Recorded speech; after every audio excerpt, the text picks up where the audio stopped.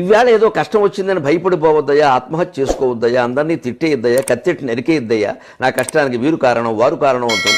ముందు వచ్చేటువంటి కష్టాలకి, కొద్దిపాటి కష్టాలకి భయపడిపోయి ఏడవకండి.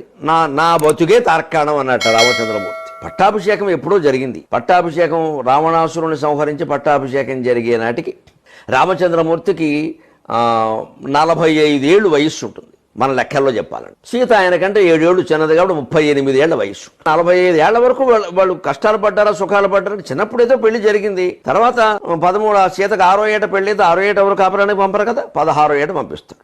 అంటే 10 ఏళ్ళు ఇంట్లోనే ఉంది ఆవిడకి 16వ ఏట కాపురానికి వెళితే 2-3 ఏళ్ళు అక్కడ కాపురం ఇంకా చేయకుండానే వనవాసం వచ్చేసింది. మరి కష్టమా కాదా? అందుకే సీత బతుకంతా కష్టాలేదమ్మా. మరి సీతే ఆదర్శం కదండి. అంటే మన జీవితంలో కూడా కష్టాలు ఉంటేనే మనం లోకానికి ఆదర్శంగా ఉండగలుగుతాం. కష్టాలు ఉంటేనే మనం జ్ఞానం పొందుతాం.